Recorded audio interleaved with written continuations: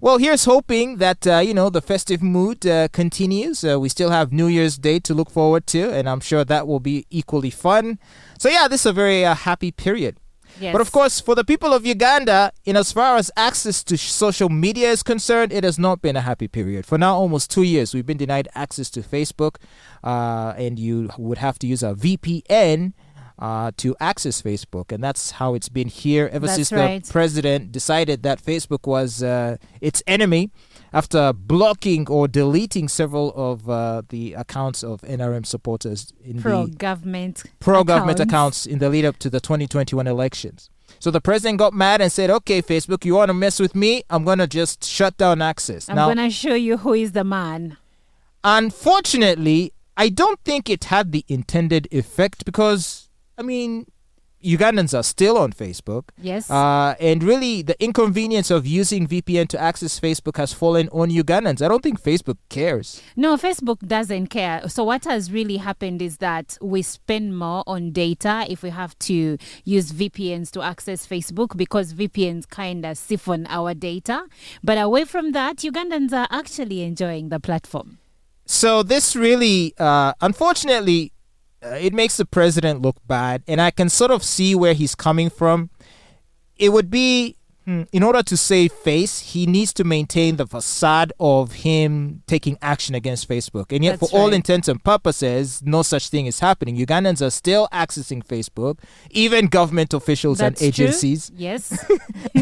And corporate companies. So everyone is in defiance of the president's order to block access to Facebook. And all it's doing is making it hard for Ugandans. As you said, we're spending more on data, which is what VPNs do. Possibly also exposing ourselves to being hacked because some of these VPNs are shady. Yes. And I mentioned this to you the other day.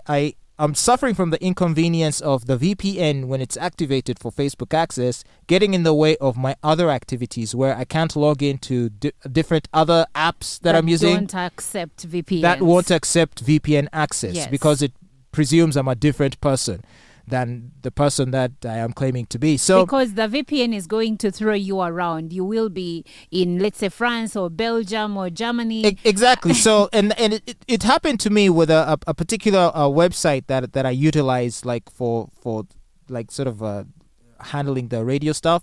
It's like they're like, look, today you logged in from Germany. The next day you logged in from France. Then you logged in from Spain. We think that you are sharing the password, and this is not supposed to happen.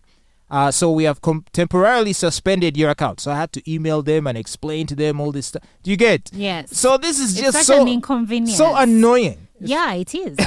It's so totally annoying. Anyway, so what did the president say? He said that Facebook will only reopen in Uganda if the social media platform stops playing games. I hope now Facebook knows who is in charge of Uganda. If they stop playing games, we shall open up, Museveni said. And Ugandans are currently accessing Facebook through VPNs, and it is quite expensive. Yeah, it is. So I don't think the president's remarks offer any reassurance that we'll be accessing Facebook freely anytime soon, because he also said this. He said, look, bodas are still moving, even taxis. Matoke and milk are still coming. Everything is moving on well, whereas Facebook is still closed. But if to downplay the negative impact. Probably he has no idea. Sometimes I feel like the president is not being well advised because he still thinks that all Ugandans are earning money or making money in the same old modes of production and, supply. But lately, we make money via social media. So first of all, you gave us a 2-year lockdown. Exactly. Making it impossible for people to conduct normal retail business, which forced people to go online to engage in business. Because remember, they said only bodas for delivery can operate, right? Yes. So people couldn't move around, and people decided that would be the way they would make money. So they would advertise their services or products online, and then they'd use bodas. And Facebook was the primary platform being used to advertise these commodities. Exactly. And so now you're saying that milk is still coming in, matoke is still being sold, bodas are moving. Yes, they are moving, but we are in an economy where everyone is doing something totally different. Some people were forced to close their shops because they couldn't couldn't afford the rent in the commercial buildings, but they knew that they could put their products online on Facebook and sell them. That is why sometimes I'm like, does the president really know? Because it could be that those that are supposed to advise him tell him that everything is okay. So he comes out, makes such blatant speeches where he seems ignorant. And indeed, but you know what? He's not a stupid man. He's certainly not. So I know he knows he's wrong, but I think he needs to save face. Of course. And I think any woman might have experienced a situation like where, you know, like you're arguing with your husband. Your husband knows he's wrong, but he can't admit it because then he looks weak, right? So he insists that he's right, even though deep down you know that he knows that you're right.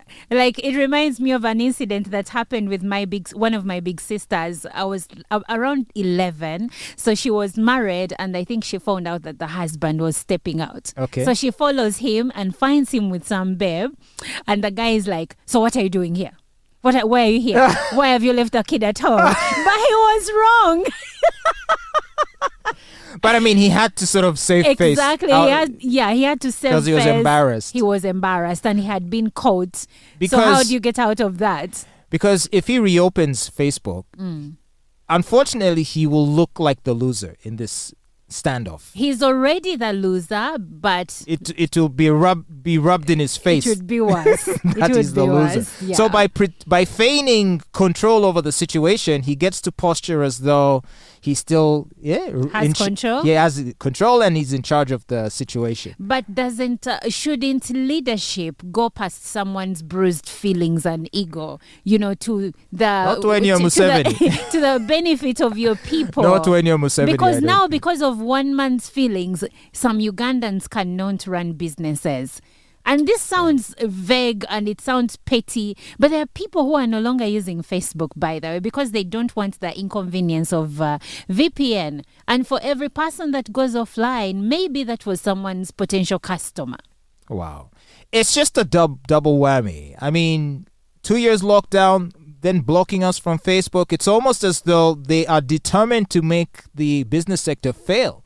You know, like you would think they would want to do everything possible to make it easy for especially the youth in the urban centers to find ways of earning a living. And they have blocked the two primary ways. Okay, first with the lockdowns and then through access to Facebook, just cutting off every opportunity young people might have in the cities to do something with their lives. But away from the business part of it, it is also curtailing people's freedom of speech, people's right to accessing information, because it is a place where we used to find news. It is a place where we used to connect with friends and family or make new friends, and then we can't access it freely. So this is very discouraging. And when I attended the recent, annual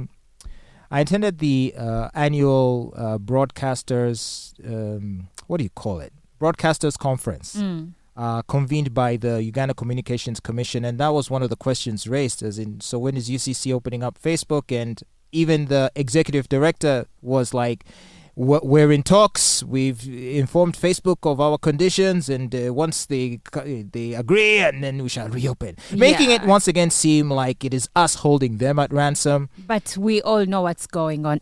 Yes, it is instead the government holding the people at ransom. Let's just, you know what? This is one of those things where you just take the L. Like you take the L and just hope that people forget that this chapter ever happened. Get us our access to Facebook and let us try and find ways of creating opportunities for young people. But you know why we are where we are right now? It goes back to you men and your egos. You should calm your egos and use your minds to think sometimes, because you guys are too much. So the president needs to get in touch with his more feminine side. He needs to get in touch with his feminine side, because right now he's causing us a lot of pain. Yes, so that he can connect and empathize with the pain that the people of Uganda are feeling. That's right. By having to use VPN to go on Facebook, it's so annoying. Some of us even forgot about Facebook. Like every time I try to scroll through, pictures are not loading. Then I'm like, oh, cause maybe I don't have data. Then at long last, I remember VPN. It's a lot of work. It's a lot of work. The back and forth, Yeah. connect, disconnect. Oh gosh, I'm tired. But anyway, you're listening to the Fatboy Show on RX Radio. Stick around for more great music.